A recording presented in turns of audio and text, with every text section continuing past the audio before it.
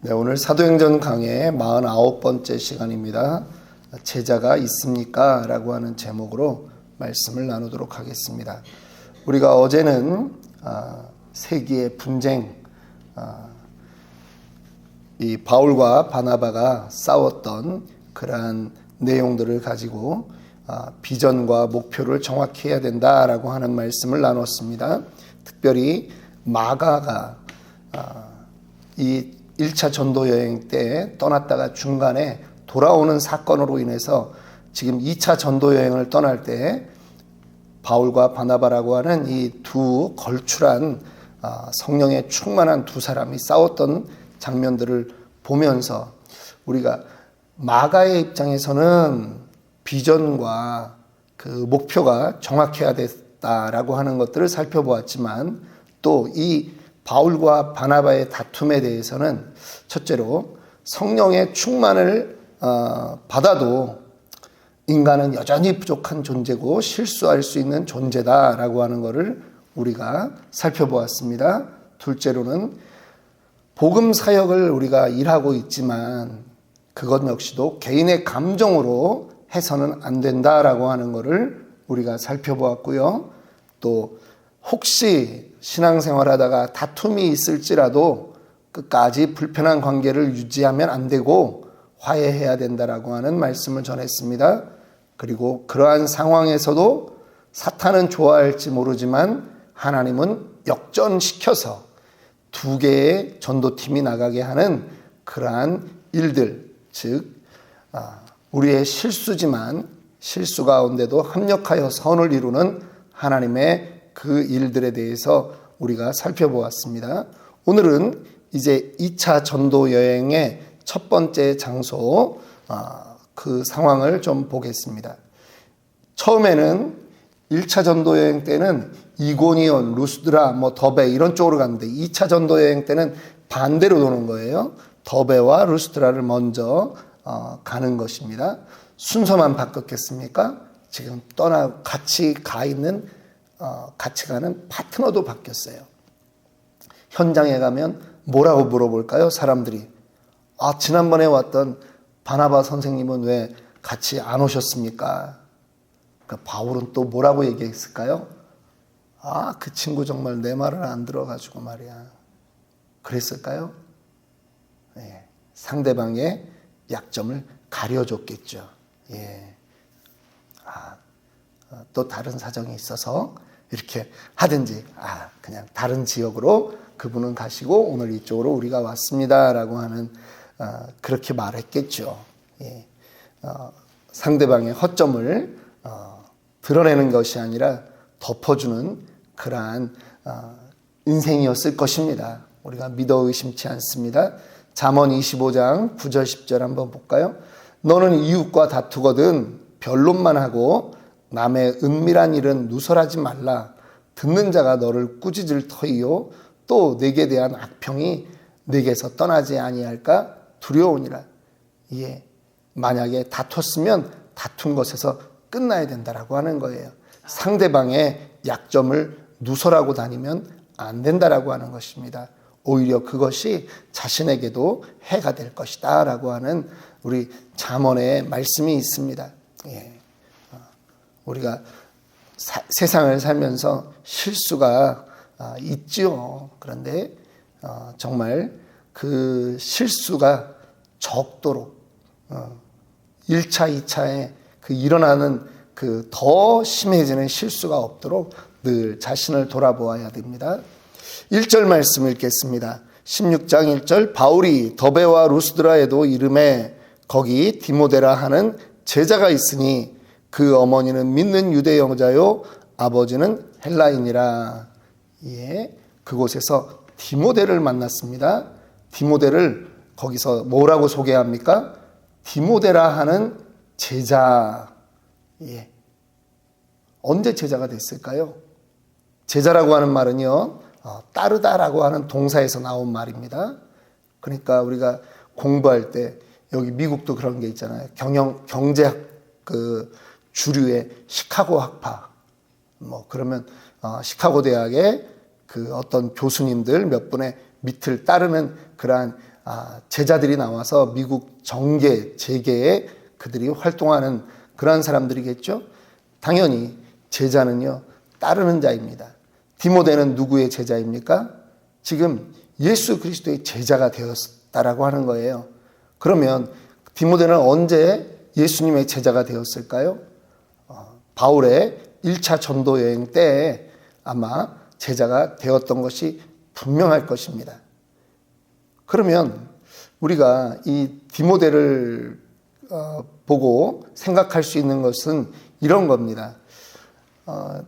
디모데는 이 바울의 1차 전도 여행 때 예수 그리스도를 어떤 존재인지 알았고, 그때 예수의 제자가 되기로 작정을 했다면, 그게 이제 우리가 성경적으로 AD 1차 전도 여행 시기가 47년, 48년 그쯤이에요. 2차 전도 여행 시기는 한 50년에서 52년이에요. 지금 길게 잡아도 바울을 만났던 시간 다음에 한 3, 4년밖에 안 지난 거예요. 그런데도 여전히 그는 제자로 성장해 있다라고 하는 것입니다. 여러분, 누군가가 여러분은 예수님의 제자가 맞습니까? 라고 물어보면 여러분들은 뭐라고 대답하시겠습니까? 제가 이걸 옛날에 질문을 해봤거든요. 그랬더니 뭐라고 대답을 하냐면, 예수는 믿는데 내가 예수님의 제자는 아직 아닌 것 같다 이러는 거예요. 그래서 아니 예수 믿으면 제자 아니냐, 이제 내가 그렇게 얘기했더니, 아이고, 믿기는 믿어도 내가 교인으로 살지 내가 제자로는 못 산다는 거예요. 그 말이 핵심이거든요. 여러분, 10년, 보통 10년 이상 다들 예수 믿었잖아요. 예. 30년, 40년 또 모태신앙들이고, 그런데 이 질문을 해보고 싶은 거예요. 제자입니까? 예. 후안 까를로스 목사님이 쓴 책의 제목이 제자입니까? 라고 하는 책이거든요. 예수를 30년 믿었는데 아직도 자기를 예수의 제자로 말하기가 두렵다라고 하는 거죠. 자신이 없다라고 하는 거예요. 이게 우리의 문제가 아니겠습니까? 예. 디모데는 예수 믿은 지, 영접한 지 3, 4년 만에 성경에 이 바울이 보니까 3, 4년 만에 만났는데도 여전히 그 신앙을 지키고 여전히 열심히 전도하며 살고 있다라고 하는 것이죠. 그래서 제자 디모데 이렇게 기록하는데, 우리는 뭐죠? 어떻게 하면 우리는 제자가 될까요? 제자 훈련 받으면 됩니까? 예. 사랑의 교회에서 하는 국제 제자 훈련 가면 제자가 됩니까? 아닙니다. 주님이 누가복음 9장 23절에 주님이 제자는 어떤 사람이다 라고 하는 걸 정확히 말씀해 놓으셨어요. 또 무리에게 이르시되 아무든지 나를 따라오려거든 자기를 부인하고 날마다 제 십자가를 지고 나를 따를 것이니라. 제자의 조건이 두 가지가 있는데, 하나는 자기를 부인하는 사람이 제자라고 하는 거예요. 부인한다는 게 뭐죠? 나는 이미 죽었다라고 하는 것입니다. 예. 죽은 사람이 자꾸 벌떡벌떡 살아나면 안 되잖아요. 나는 이미 죽었다. 두 번째, 제 십자가를 지고 따라가는 사람이다라고 하는 거예요. 자기가 져야 될 십자가가 있는 거예요. 십자가는 다 고통을 상징하잖아요. 그런데 그것을 마다하지 않고 따른다라고 하는 거죠. 이미 죽은 존재이기 때문에 나는 주님 앞에 성실하게 주님 뜻에만 순종하기로 작정합니다 하는 것이고, 나의 십자가를 지고 갑니다 라고 하는 것이에요. 이것이 제자의 삶이에요. 제자는 날마다 자기를 부인하고 자기 십자가를 지는 훈련을 해야 된다라고 하는 것입니다. 오늘 우리가 말씀을 들으며 그러한 도전이 있기를 원합니다. 오늘 1절 하반절에 보면 그 제자 디모데의 가정 백그라운드를 또 소개하고 있습니다. 디모데의 어머니는 믿는 유대 여자요, 아버지는 헬라인이라. 예. 어머니가 믿는 분입니다. 유대인입니다. 왜 특별히 이것을 기록했을까요? 이것은 그 디모데의 신앙생활에 어머니의 영향이 강하기 때문에 지금 이 사도행전을 기록한 누가가 그렇게 기록했을 것입니다. 특별히 디모데 후서에 그 바울의 서신을 보면 디모데 후서 1장 5절, 이는 내 속에 거짓이 없는 믿음이 있음을 생각함이라. 이 믿음은 먼저 내 외조모 로이스와 내 어머니 유니게 속에 있더니 내 속에도 있는 줄을 확신하노라. 이 유대인들의 교육 방식은 어머니를 통한 교육입니다. 그러니까 지금 외할머니 로이스, 엄마 유니게, 이들의 믿음이 너에게 그대로 전수되어 있다라고 하는 것을 내가 믿는다라고 하는 말입니다. 근데 디모데 후서 1장 5절에 보면 여러분 이런 말이 있어요. 거짓 없는 믿음. 내 속에는 거짓 없는 믿음이 있다. 그러면 말을 좀 바꾸면 거짓 있는 믿음도 있다는 거잖아요. 그럼 거짓 없는 믿음은 뭐고 거짓 있는 믿음은 뭐냐라고 하는 거죠. 거짓 있는 믿음은요, 믿음을 수단으로 사용하는 거예요. 예, 어떤 일을 해결하기 위해서 그 정도. 그런데 거짓 없는 믿음은요, 온전한 믿음을 말하는 거예요. 온전한 믿음. 수단이 아니라 믿음 그 자체가 목적으로 되어 있는 것이죠. 자, 2절 말씀 보겠습니다. 디모데는 루스드라와 이고니온에 있는 형제들에게 칭찬받는 자니. 디모데는 칭찬받는 자라고 소개하고 있습니다. 디모데가요, 지금 자신의 공동체뿐만 아니라 주변 사람들에게도 칭찬받는 겁니다. 참 이게 이 디모데의 그 가정 백그라운드를 이 누가가 의사잖아요. 이 사람이 아주 정확히 기록해 놓은 이유가 있어요. 이 가정 백그라운드를 기록했는데 아버지가 누구예요? 헬라인이잖아요. 여러분, 우리 지금 이거 언제 시대 얘기예요? 2000년 전 얘기예요. 2000년 전. 2000년 전에 그러한 가정 상황이었지만 주변 사람들에게 늘 칭찬받는 존재로 성장했다라고 하는 것은 그가 순수하고 그 믿음 생활이 아주 대단했다라고 하는 것을 우리는 알 수 있습니다. 성품 역시도 너무 좋아서 사람들에게 본이 되었다라고 하는 것을 우리는 볼 수 있습니다. 바울은요, 지금 이 디모데를 데리고 떠나려고 합니다. 3절 말씀 봅니다. 바울이 그를 데리고 떠나고자 할새 그 지역에 있는 유대인으로 말미암아 그를 데려다가 할례를 행하니 이는 그 사람들이 그의 아버지는 헬라인인 줄 다 알미더라. 여러분, 할례는 유대인들만 받습니다. 그런데 바울은 우리 15장에서 다른 사람들이 들어와 가지고 너희가 예수를 믿어도 할례를 받아야 된다. 모세의 율법을 지켜야 된다. 그랬을 때 어떻게 했습니까? 아주 목숨 걸고 반대했습니다. 그래서 예루살렘까지 가서 회의를 했던 것 아닙니까? 그런데 지금 여기서는 바울이 어떻게 합니까? 이 디모데를 할례를 행하는 거예요. 할례를 행해요. 왜 그래요? 왜 그럴까요? 예. 디모데가 만나고 디모데가 전도해야 되는 대상은 유대인이라는 거예요. 그러니까 유대인들이 서로 가까워져야 되는데, 아니 외모상으로도 벌써 아버지가 헬라인이라는 게 티가 나잖아요. 그러니까 너는 할례 안 받았을 거라는 거지. 벌써 이렇게 딱 선을 긋는 거죠. 그러니까 복음 전파에 이것이 문제가 되는 거예요. 그래서 바울이 디모데에게 할례를 주는 것입니다.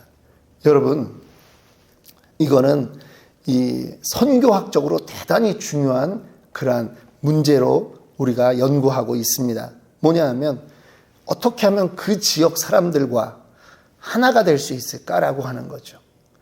1400년에 마테오리치라고 하는 그 서양 사람이 선교사가 중국에 들어옵니다. 그런데요, 이 사람이 무슨 옷을 입고 돌아다니냐면 중국의 그 도교 신자, 도교 그 선생들 옷을 입어요. 근데 나중에 보니까 중국에서는 사실 명나라 때거든요. 도교가 별로 이렇게 힘을 못 써요. 그러니까 나중에 그 선비들 옷을 입는 거예요. 우리식으로 얘기하면. 갓을 썼다 이런 얘기죠. 우리 구한말에도 역시 마찬가지입니다. 이 백인 선교사들이 들어와 가지고 선교를 할 때요, 옷을 입는데 이 사람들이 연구한 거예요. 무슨 옷을 입어야 이 조선 사람들하고 하나가 될 수 있을까? 그래서 도포를 입고 거기에 갓을 쓰고 다니는 거죠. 우리가 전도하려고 할 때요, 우리 얘기만 자꾸 하면 안 되는 이유가 거기죠. 그 사람들의 얘기를 들어주고 그 사람들의 형편에서 생각해 주어야 이 전도가 이루어지는 것 아니겠습니까? 이것을 우리는 다른 말로 선교적 관점에서도 인카네이션이다 이렇게 얘기하는 거예요. 성육신화 되는 거다. 예수님이 우리를 구원하기 위해서 누구의 모습으로 오셨어요? 인간의 모습으로 오셨잖아요. 불편하고 힘들었겠지만 그렇게 오셨어요. 그래서 지금 바울이 디모데를 할례 주는 거는 너무나 바른 그러한 전략이다라고 하는 것입니다. 할례만 한 것이 아니라 이제 4절을 보니까 예루살렘에 있는 사도와 장로들이 작정한 규례를 그들에게 주어 지키게 하니, 예루살렘에서 의논했던 것이 있죠. 뭡니까? 우상의 제물을 먹지 마라, 목매어 죽은 것 먹지 마라, 피채 먹지 마라, 음행하지 마라, 이런 것들을 다 지키게 했다라고 하는 것입니다. 오히려 정말 이방 땅에서 자란 그러한 사람이지만 유대인보다도 더 유대인처럼 만들어서 그들을 전도하려고 했다라고 하는 것이죠. 그랬더니 어떤 결과가 일어났습니까? 5절 말씀입니다. 이에 여러 교회가 믿음이 더 굳건해지고 수가 날마다 늘어가니라. 여러분, 말씀대로 이 공동체가 살아갈 때요, 증거가 나타나야 돼요. 뭐냐 하면 구원받는 숫자가 늘어날 뿐 아니라요, 공동체가 견고해지는 거예요. 말을 좀 바꾸면 공동체가 든든하게 세워질 뿐 아니라 숫자도 늘어나야 된다라고 하는 거예요. 요즘은 우리가 부흥을 얘기할 때 그 부흥은 내적 변화야, 내적 변화야. 여러분, 저는 내적 변화도 부흥 맞죠. 그거를 누가 부정하겠습니까? 그런데 내적 변화를 가지고 있는 사람들이 모여있는 공동체라면 영혼 구원에 견딜 수 없어서 전도하지 않을 수 없다라고 하는 거예요. 그 증거가 일어나게 되어 있다라고 하는 거예요. 그래서 숫자를 놓고 기도하는 건 속물적인 기도가 아니에요. 그거는 당연한 거예요. 내적 변화가 있으면 외적 증거가 나타나게 되어 있는 것입니다. 말씀을 마칩니다. 오늘 제자로 살기를 우리 한번 작정해 봅시다. 날마다 내가 죽고 나의 십자가를 지고 가는 그러한 불평불만하지 않고 그렇게 순종하는 우리들이 되도록 합시다. 이 땅에 정말 이 지역에 또 내가 전도하려고 하는 사람에게 나를 맞추어주는 그러한 사람이 되도록 해봅시다. 그래서 우리 교회가 굳건해질 뿐 아니라 정말 부흥을 경험하는 그러한 우리 모두 되기를 주님의 이름으로 축원합니다.